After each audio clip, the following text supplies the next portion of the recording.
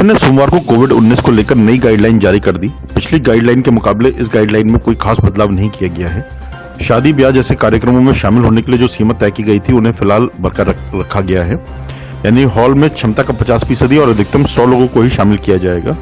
खुले मैदान में या लॉन में क्षमता का 40% ही लोगों को एक समय में शामिल होने की अनुमति होगी। मसलन किसी खुले लॉन की कुल क्षमता 2000 है तो वहां 800 लोग एकत्र हो सकते हैं। गौरतलब है कि कुछ दिन पहले मुख्यमंत्री योगी आदित्यनाथ ने संबंधित अधिकारियों को इससे संबंधित निर्देश दिए थे। उन्होंने कहा था कहीं से भी पुलिस द्वारा दुर्व्यवहार की खबर आई तो संबंधित पुलिसकर्मियों के खिलाफ सख्त कार्रवाई की जाएगी और अधिकारियों की जवाबदेही तय की जाएगी। स्वर्गलोक से धरती पर पधार रहे देवताओं के स्वागत को काशी पूरी तरह सज धज के तैयार है। देव दीपावली को लेकर यही कहा जाता है कि इस दिन देवता स्वर्गलोक से धरती पर पधारते हैं।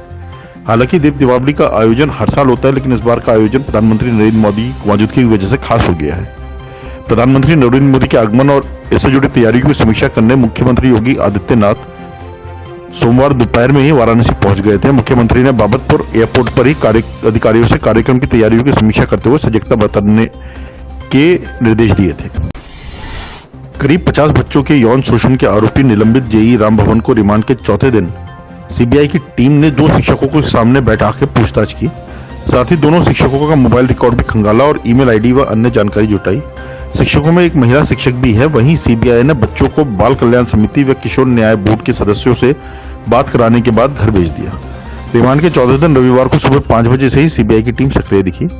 टीम ने जेईई की पत्नी के साथ एक शिक्षिका व अन्य 100 जातीय शिक्षक को रेस्ट हाउस बुलाकर जेईई के सामने पूछताछ करी।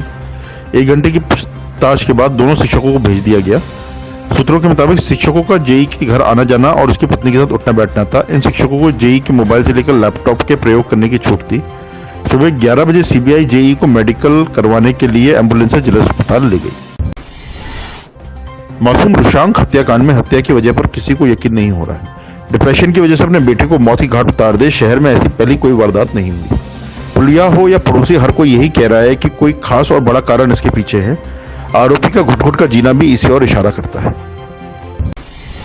करीब 2.5 दशक पहले देश से लेकर विश्व तक में गोरखपुर की पहचान भले ही नकारात्मक रही हो, मगर पिछले 3-4 सालों में यह शहर विकास के लिए जाने लगा है। साल 2014 में केंद्र ने भाजपा की सरकार बनने के बाद प्रधानमंत्री मोदी ने 2 साल बाद 2016 में 2.5 दशक से बंद खाद कारखाने के जरिए विकास की नींव डाली, जिसे 2017 में मुख्यमंत्री योगी आदित्यनाथ के नेतृत्व वाली सरकार रफ्तार देने का काम कर रही है।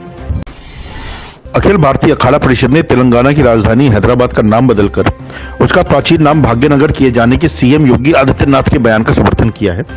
अखाड़ा परिषद के अध्यक्ष नरेंद्र गिरी ने कहा कि मुगलों ने देश के सैकड़ों वर्ष तक राज किया और कई देश के प्राचीन शहरों का नाम उन्होंने बदलकर उसका इस्लामीकरण कर दिया। अब देश आजाद हो गया है। ऐसे में जिस तरह से इलाहाबाद का नाम लगभग 500 साल बाद बदल के प्रयागराज किया गया है और फैजाबाद का नाम जिस तरह बदल के अयोध्या किया गया है, उसी तरह हैदराबाद का नाम भी बदलकर भाग्यनगर कर देना चाहिए। महंत नरेंद्र गिरी ने कहा कि हो सकता है कि हैदराबाद का नाम बदल के भाग्यनगर किए जाने से हैदराबाद के साथ ही एआईएमआई के सांसद असुद्दीन ओवैसी का भाग्य भी बदल जाए। एक दिन के दौरे पर लखनऊ पहुंचे रक्षा मंत्री राजनाथ सिंह ने विकास कार्यों का निरीक्षण किया। इस दौरान उनके साथ संबंधित विभाग के अधिकारी भी मौजूद रहे। रक्षा मंत्री राजनाथ सिंह ने सबसे पहले लखनऊ के आउटर रिंग रोड का निरीक्षण किया। इसके बाद किसान पथ के रेलवे ओवर ब्रिज पर रुके और निर्माण कार्यों की समीक्षा की। बता दें कि लखनऊ में कई विकास कार्य चल रहे हैं और रक्षा मंत्री समय समय पर इनका निरीक्षण करने के लिए आया करते हैं। उत्तर प्रदेश के अंबेडकर नगर जिले में जलालपुर थाना क्षेत्र में दलित बालिका को अगवा कर सामूहिक दुष्कर्म का मामला सामने आया। जिलाधिकारी और पुलिस अधीक्षक ने बालिका से मुलाकात कर आरोपियों के खिलाफ कठोरतम कार्रवाई का भरोसा दिलाया। पुलिस ने 2 आरोपियों के विरुद्ध केस दर्ज कर लिया है। आरोपी ने दुष्कर्म के बाद बालिका को उसे घर निकट ले जाकर छोड़ दिया था। इसके बाद बालिका ने परिजनों को पूरी जानकारी दी। जानकारी होते ही जिलाधिकारी राकेश कुमार मिश्र और पुलिस अधीक्षक आलोक प्रियदर्शी जलालपुर पहुंच गए। लड़की पर धर्म परिवर्तन के लिए दबाव बनाने के मामले में आरोपी देव रनिया के उवैश अहमद की तलाश में रविवार को सीओ बहेड़ी के नेतृत्व में 2 टीमों ने रामपुर तक दबिश दी, मगर आरोपी हत्या नहीं चला।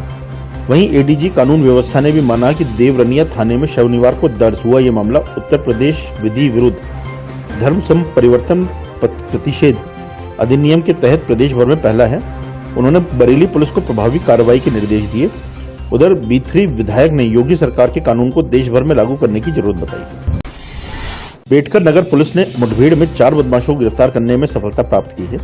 मुठभेड़ में एक सिपाही बदमाशों की गोली से घायल हुआ है, जबकि 2 बदमाशों को भी गोली लगी है। घटना जैतपुर थाना क्षेत्र में रही है। सोमवार दोपहर बाद जिला मुख्यालय पर मीडिया से मुखातिब एसपी आलोक प्रियदर्शनी ने बताया कि लूट मामले में पुलिस को बदमाशों की तलाश थी। इस बीच रविवार रात अचल नगर बाजार में मुखबिर से प्राप्त सूचना के आधार पर 2 बाइक से 5 व्यक्ति आदि दिखाई दिए। उन्हें रोकने का प्रयास हुआ तो उन्होंने भागते हुए पुलिस टीम पर फायरिंग शुरू कर दी, जिससे एक सिपाही विपुल मलिक घायल हो गया, जबकि पुलिस फायरिंग में 2 बदमाश रिंकल यादव व सर्वेश उर्फ रिंकू घायल हो गए। 2 बदमाशों अजीत यादव व लालू यादव को घेर कर गिरफ्तार कर लिया गया। एक बदमाश फरार होने में सफल रहा। लेटेस्ट खबरों से जुड़े रहने के लिए देखें हमारा यूट्यूब चैनल, करें लाइक, शेयर, सब्सक्राइब।